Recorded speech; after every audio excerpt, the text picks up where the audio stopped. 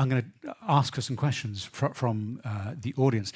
Sir, we're just going to get a microphone to you. It's running down the centre of the aisle here in stage 2. Gentleman in the red shirt, Julian, there. Thank you. George Harding-Rolls from Action Speaks Louder. We're a campaign group. This is a question for Peter.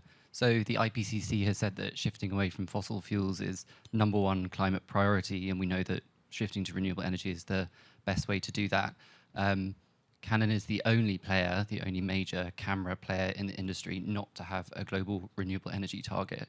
I just wondered if part of your climate strategies and your climate impact thinking is when will you set a global renewable energy target, and if not, why not? Okay, thanks for the question. I don't represent Canon globally. As I said, I'm here from Canon EMEA. So regional target then, if not global. Okay, at a regional level, we already are in excess of 80% renewable energy for all of our operations across the EMEA region. Globally, we have SBTi targets now, which, for our Scope 1, 2 and Scope 3 targets, we're making very good progress against that. And we've also made some big improvements in the amount of renewable energy at some of our manufacturing sites in the printing business. So Canon is continuing to invest. As I said, I can't answer on behalf of Canon for actually setting a target in that area, but obviously, alongside, we will, it's inevitable that we will struggle to meet our SBTi targets without continuing to make, kind of push forward in that area. So. I was talking to a colleague on stage just before this panel discussion and talking about transparency in reporting. And I was putting it to her that actually the best reports are those that are packed with, well, we don't know. We haven't got there yet. We're a long way. We've got stuff to do. Is that something that you recognise, Andrew? I think you are right. The last few years, we've started seeing a transition from kind of CSR kind of side projects of look at these specific things we've done and aren't we great, to a much more kind of levelled ESG disclosures and possibly lots of different disclosures and argue quite confusing overlapping ones. But there is now much more kind of transparent kind of score sheet. And I think that gives the freedom for kind of the leaders to say, actually, no one's got the answer to all these things. We know what we know, but these are the things we need to help with or work on or look at partnerships for. Yeah, and you're nodding there, so Klarna's had that. Yeah, I do think we've been reporting forever, and I think with CSRD coming in for the majority of companies, it's a great way to standardize a lot more ESG information, and it will give analysts and investors the opportunity to draw away more comparability. But we cannot forget that we cannot compare businesses like Coke to Klarna, but we can understand on a more global level how do certain companies impact the environment. And that is a great thing to do. I think the initial thing that every company should be doing is create transparency and reporting what they do and what they don't. But it should be fair to say that certain things they don't have in place and that they will get there. But if they don't report on progress, then obviously it's their misery. So I think companies really should be embracing that and seeing this as an opportunity, because it could also inform your strategy and it could also help you internally set certain targets or develop further on that journey by reporting more. Because even if you're in a sustainability department, you want buy-in internally, right? And if your investors or your partners or other stakeholders think you're not doing well enough, then your report will display that. And ideally with that, you'll go and talk to your management and say, look, we need to improve. So I think it's a great opportunity. But again, the default should be action. So you shouldn't be just waiting for reporting, but actually do something while you're reporting. Can we move on to the question of technology and whether technology is providing the solutions, or whether technology is now having to be developed to change? I mean, I know you've got a great story, Nicola, about how Coca-Cola Europacific has innovated. Yeah. So one of the things we were discussing just before off stage was the role that carbon capture and utilisation can play, and that's something that we've looked at quite a lot from a ventures point of view. And in fact, we've got 5 projects in carbon capture and utilisation, thinking about how we can use renewably captured carbon as a valuable resource to replace fossil fuels within our business. And if you think about what we use CO2 for, the most obvious one is that we're a fizzy drinks provider. We sell fizzy drinks.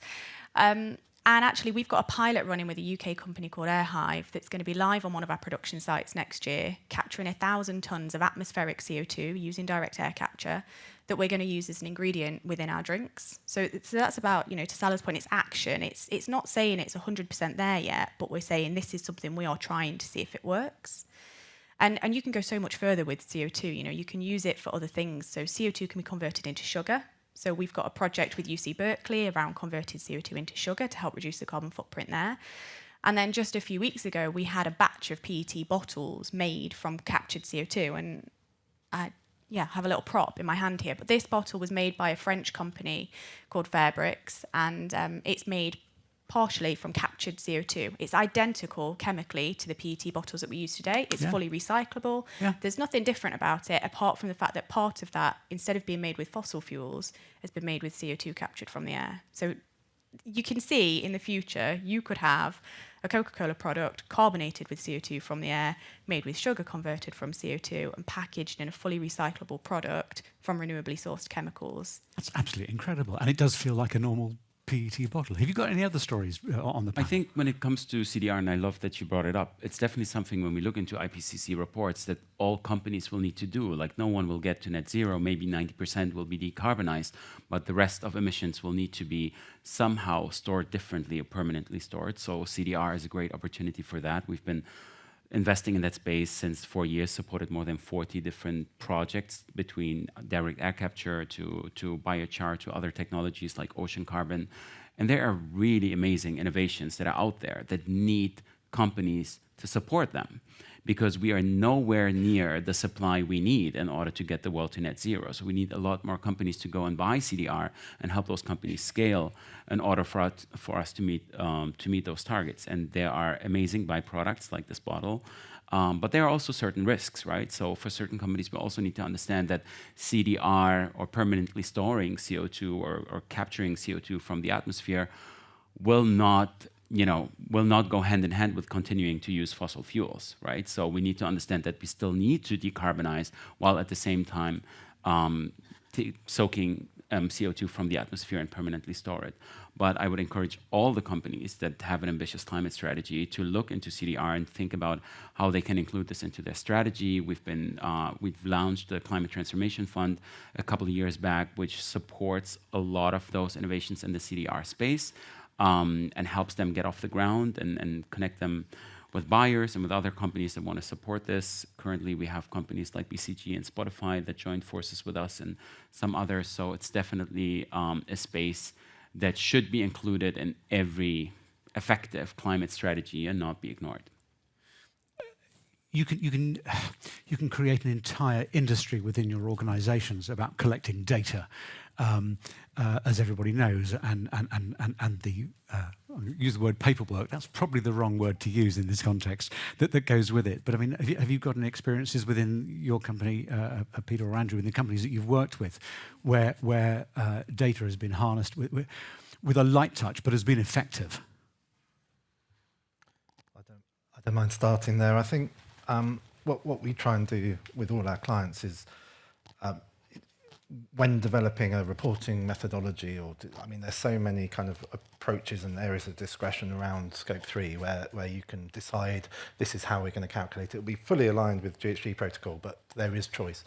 Is really making sure what you are collecting is directly related to your reduction strategy. You should be doing it at the same time. So you shouldn't have a reporting process and then, we're going to reduce, and these are the things we're going to have to do to implement. Because what you'll end up with is you do all these things on the right, all the things you've done, and then you can't show them in your report. And then you get into this kind of circle of how do I kind of realise these savings and things like that. So the best bit to be or the best approach is really understand what you're going to do to reduce and make sure your reporting is kind of fed with the right data, but then don't have anything there that's kind of like, just don't overdo it.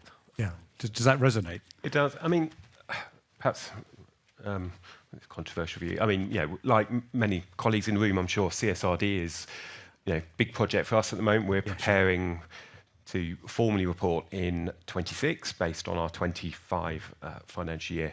And, like everyone, whether it's Scope 3, CSRD, it's this kind of explosion of data. And I've been in sustainability and environment for 27 odd years now, and even I read the ESRSs, and some of them think, what on earth is this actually asking for? Now I agree, it's going to create a great window, shop window for investors, for knowledgeable stakeholders around that. But I suppose my two concerns are, one is well, actually, it's the same concern really, an internal and external one. It's it almost takes away from the messaging that 90% of the population will want to see around, what are you actually doing? What action are you taking? When you're going to have pages and pages and pages of really quite complex data. But internally as well, it's that distraction of people are getting so concerned, it's proving, the challenge of gathering all of this data as opposed to actually taking action. And I read an interesting thing a while ago, someone going, CSRD has actually come a few years too late, really, because by the time it's embedded and everyone's reporting, and if reporting and transparency is there to drive action, we'll be somewhere towards 2030 by the time that actually happens. And as we all know in the room, we need kind of more accelerated action. So I don't know. I think data is super important. I really like Andrew's point of it needs to be relevant to what you talk about internally, relevant to your actual targets that you've set and what you're doing. But we're all dealing with this huge kind of explosion of data alongside it. Absolutely.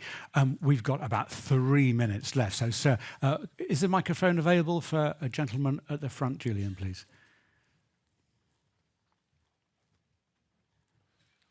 Thanks. Thank you. Nick Daniel from Climate Partner. So I'm in charge of our international operations. We're a climate change consultancy based out of Munich.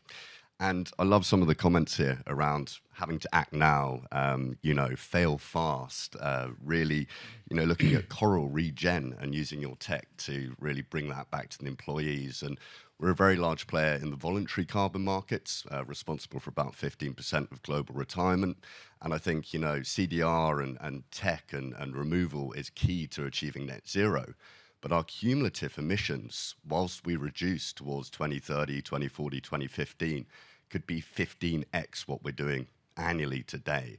So what about taking accountability today or investing in projects that can actually reduce or avoid some of those emissions? And wanted to know where you stand on that, especially after all the Guardian stuff and where we are.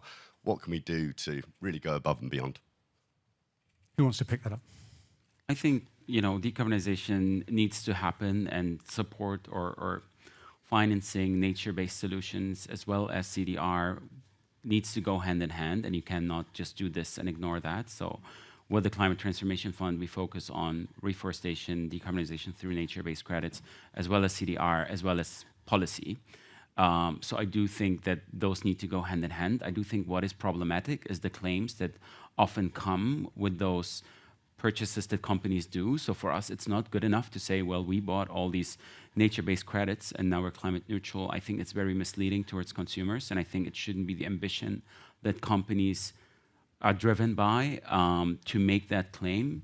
And I do think that with CSRD coming in, it's a great opportunity for other policies like the Green Claims Policy to come in handy, because you as a company need to be truthworthy and you need to substantiate what you really did. So avoiding CO2 emissions is not the same as soaking CO2 emissions from the atmosphere, and just making that really clear while also being accountable and saying, I caused those emissions, so I'm going to take responsibility. This is what companies should be doing. It shouldn't be just saying something really fancy or creating a really nice ad around your sustainability efforts. This is what I try to say initially. It needs to go hand in hand with the business strategy. So yes, you can focus on CDR, you could focus on nature-based credits, and at the same time to do this truthfully and be transparent about it, and don't try to derive a claim out of it. Pretty much about making it real. One of my jobs is to keep us on time, and like many sessions we've had in stage 1 and stage 2, we need stage 3 and stage 4 to keep this going on. But here we have to stop. Thank you to Nicola, Peter, Andrew, and Salah. It's been brilliant hearing from you. Our panel, ladies and gentlemen.